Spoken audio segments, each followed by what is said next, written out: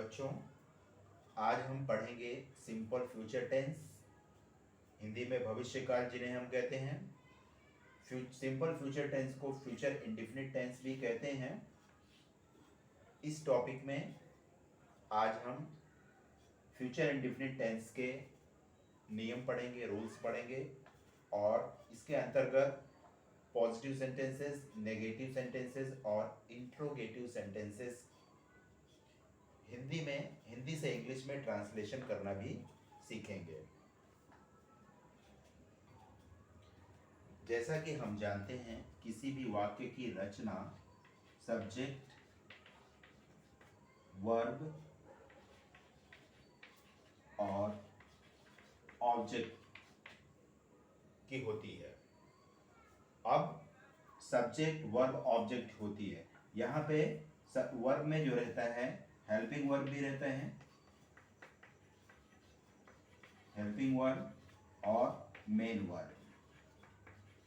Verb को दो भाग में विभाजित किया जा सकता है, हेल्पिंग वर्ब और मेन वर्ब। ठीक है, तो अभी यहाँ पे हम देखेंगे, जब हम सिंपल फ्यूचर टेंस के बारे में बात करते हैं तो यदि सब्जेक्ट आई और वी है, यानी फर्स्ट पर्सन है, जब फर्स्ट पर्सन सब्जेक्ट रहेगा तो हेल्पिंग वर्ब हम शैल लगाएंगे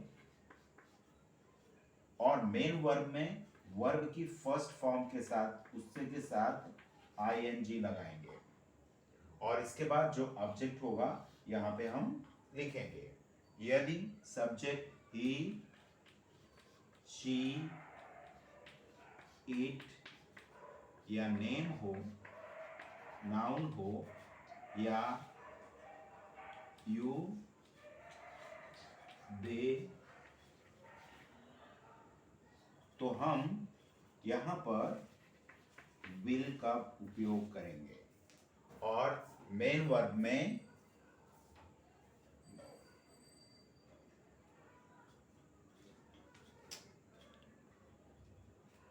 विल का प्रयोग करेंगे और मेन वर्ब में वर्ब की फर्स्ट फॉर्म रहेगी। यहाँ पे थोड़ी सी गलती हो गई है, आईएनजी नहीं रहेगा, वर्ब का फर्स्ट फॉर्म ही रहेगा। यहाँ पे देखिए वर्ब का फर्स्ट फॉर्म रहेगा और इसके साथ यहाँ पे ऑब्जेक्ट लिखेंगे। तो ये छोटा सा नियम हमारा जो हमेशा हम लोग करते हैं सब्जेक्ट, वर्ब और ऑब्जेक्ट के बारे में, फिर से एक बार बता दूं, आई और वी रहेगा तो हेल्पिंग वर्ब शैल रहेगा और वर्ब की फर्स्ट फॉर्म, क्रिया का पहला रूप रहेगा और इसके बाद ऑब्जेक्ट रखेंगे हम। और ही, शी, इट या नेम या यू और दे के साथ हम विल का प्रयोग करेंगे और यहाँ पर भी वर्ब की फर्स्ट फॉर्म का ही प्रयोग करेंगे और इसके बाद ऑब्जेक्ट लिखेंगे। ये हमारा छोटा सा नियम हो गया और इसी के सहारे हम आगे प्रश्न वाक्यों को देखेंगे। सिंपल फ्यूचर टेंस में हिंदी वाक्य के अंत में गा, गी, गे आदि आते हैं। उससे यह पता चलता है कि कार्य भविष्य में होगा।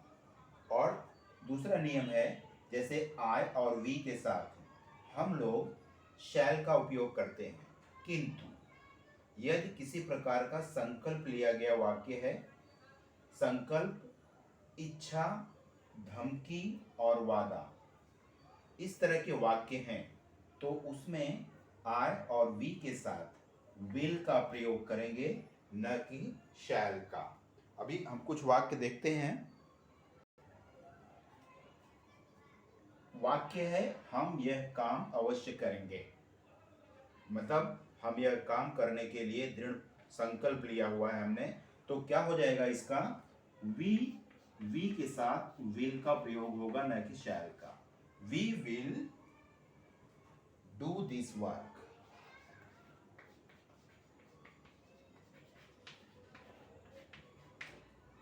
यानी संकल्प है, इच्छा है, धमकी है या वादा है, तो हम लोग आई और वी के साथ विल का प्रयोग कर सकते हैं।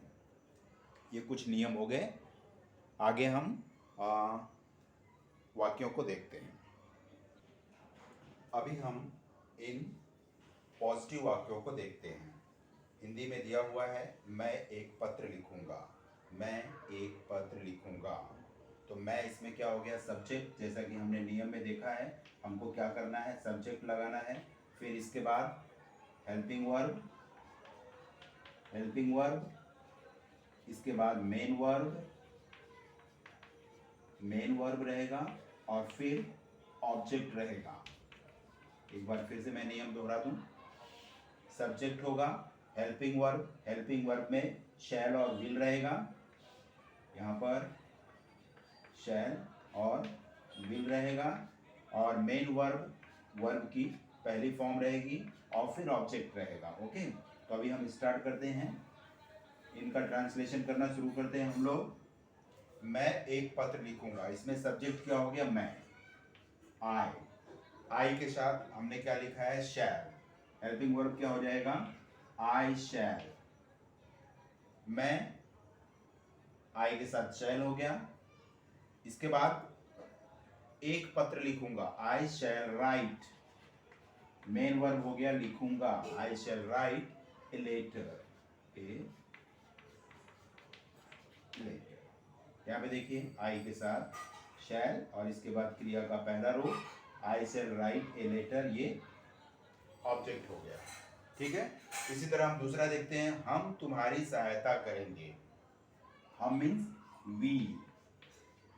वी के साथ शैल, वी शैल सहायता करेंगे, help you, we shall help you, हम तुम्हारी सहायता करेंगे। इसके बाद है वह कल कानपुर जाएगा, वह ही के साथ क्या होगा, आई और वी के साथ शैल होता है, इसके बाद बाकी सभी चीजों के साथ विल होता है। ही विल गो जाएगा, he will go to Kanpur tomorrow, TOMORROW। Okay, he will go to Kanpur tomorrow. इसके बाद है कमला एक गीत गाएगी, कमला नाम है तो विल ही लगेगा, Kamala will sing a song, Kamala helping verb will sing a song. वे अपनी पुस्तक पढ़ेंगे, दे मीन्स वे, they will read their book, उनकी पुस्तक, they will read their book. They के साथ विल, क्रिया का पहला रूप read, they will read their book. इस तरह से हमने देखा कि कुछ वाक्यों का जो सिंपल फ्यूचर टेंस में है और जिनके अंत में गा गे गी है, उनका ट्रांसलेशन हमने इंग्लिश में किया।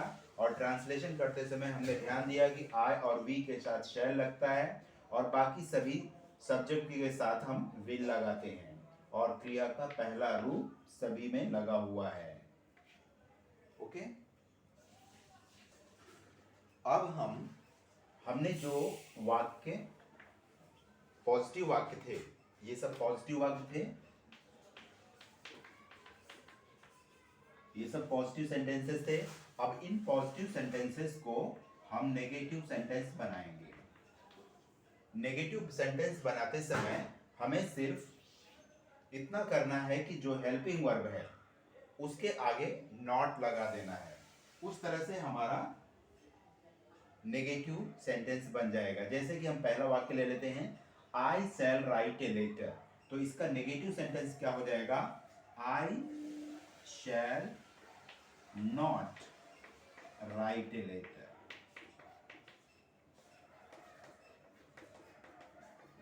मैं एक पत्र नहीं लिखूंगा, यहां पे क्या था, आई शैल राइट ए लेटर, मैं एक पत्र लिखूंगा, I shall not write a letter, मैं एक पत्र नहीं लिखूंगा। उसी तरह दूसरे वाक्य में भी देखिए, वी शैल हेल्प यू, तो ये क्या हो जाएगा, we shall not help you. कोई बदलाव नहीं है, सिर्फ क्या करना है आपको, हेल्पिंग वर्ब जो भी है उसके आगे नॉट लगा देना है। इसके आगे वाक्य देखते हैं हम, he will go to Kanpur tomorrow, तो क्या हो जाएगा, he will not go to Kanpur tomorrow।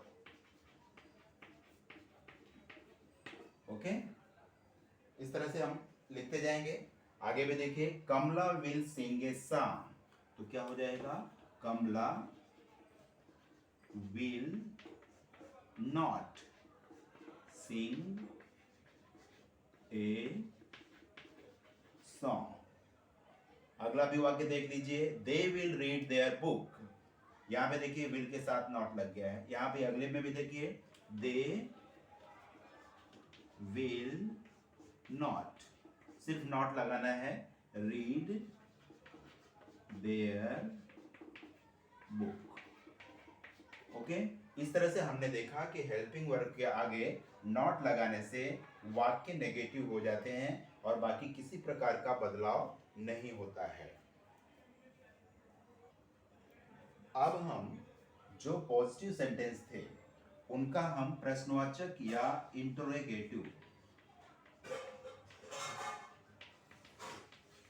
Interrogative sentences में बदलेंगे। जैसे हमने हमारा वाक्य था, आई शैल राइट ए लेटर, मैं एक पत्र लिखूंगा। I shall write a letter, अगर मैं इंट्रोगेटिव बनाता हूं तो क्या आ जाएगा पहले, क्या मैं एक पत्र लिखूंगा। I shall write a letter, तो क्या होता है, मैं एक पत्र लिखूंगा। मैं इसका हिंदी में लिख देता हूं फिर से एक बार, मैं एक पत्र लिखूंगा। अब इसका इंट्रोगेटिव बनाना हुआ तो क्या हो जाएगा यहाँ पे, क्या मैं एक पत्र लिखूंगा। प्रश्नवाचक चिन्ह है, प्रश्नवाचक लगा देंगे, चिन्ह लगा देंगे हम लोग। मैं एक पत्र लिखूंगा, I shall write a letter, क्या मैं एक पत्र लिखूंगा। अब देखिए यहाँ पे, मैं एक पत्र लिखूंगा, I shall write a letter, यहाँ पे हमने लिखा हुआ है आई शैल, एक मैं समझा दे रहा हूं, आई shall write a letter. Okay, अब हमको इसका, क्या मैं एक पत्र लिखूंगा, तो इसका हो जाएगा, ये जो शैल है हेल्पिंग वर्ब है उसको आप पहले लिख दीजिए, बाकी शैल आई राइट ए लेटर, प्रश्नवाचक चिन्ह। हेल्पिंग वर्ब को आप पहले लिख देंगे तो उसका मतलब हो जाता है क्या। तो अभी हम बाकी वाक्यों को भी इसी तरह इंट्रोगेटिव बनाएंगे। पहला वाक्य हमारा था, आई शैल राइट ए लेटर, तो ये हो जाएगा शैल आई राइट ए लेटर। ओके, अब दूसरा है, वी शैल हेल्प यू, तो आप शैल को पहले रख दीजिए, शैल वी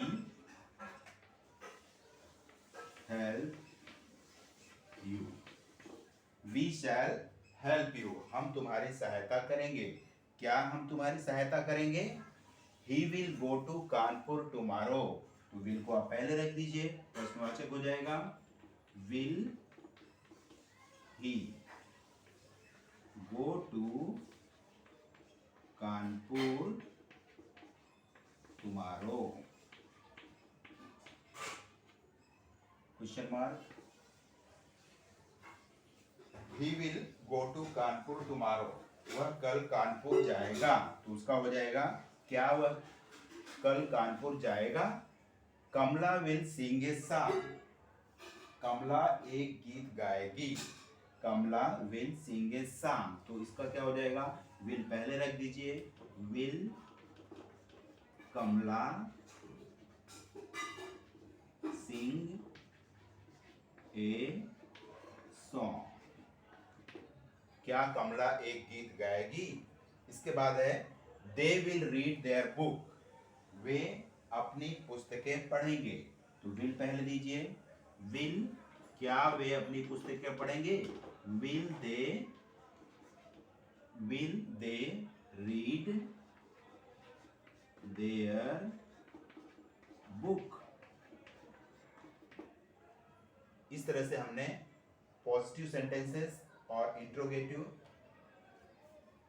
पॉजिटिव से इंट्रोगेटिव सेंटेंस बनाना सीखा।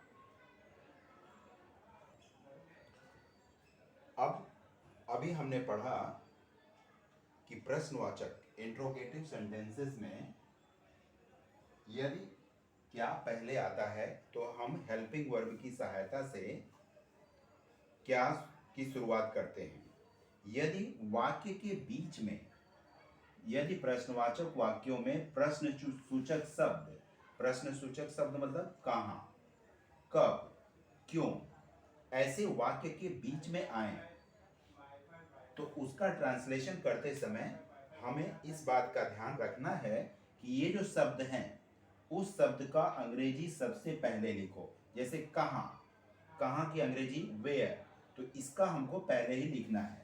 यहाँ कब यानी व्हेन, क्यों व्हाई, तो इसकी शुरुआत हमको ये जो प्रश्न सूचक शब्द हैं जो वाक्य के बीच में हैं उनसे ही करना है। अभी जैसे हमारा पहला वाक्य है वह कल कहाँ सोएगा, तो कहाँ क्या हो गया, वेयर, वेयर विल, देखिए ध्यान से, इसके बाद वेयर विल, इसके बाद जैसे हमने आगे लिखा था where will he sleep, he sleep tomorrow, वह कल कहाँ सोएगा, प्रश्नवाचक चिन्ह लग जाएगा। ध्यान में देने की बात है, वेयर से शुरू किया हमने, इसके बाद विल ही स्लीप टुमारो। दूसरा है तुम स्कूल से कब आओगे, तो व्हेन, कब, when, will you, when will you come from school, यहाँ क्वेश्चन मार्क रहेगा। कब का हमने व्हेन से शुरू किया। वे तुम्हें क्यों पीटेंगे, वाई, क्यों, why will they beat you. इस तरह से हमने देखा कि प्रश्नवाचक वाक्यों में प्रश्न सूचक शब्द यदि बीच में आते हैं तो उनकी शुरुआत उन्हीं शब्दों से की जाती है।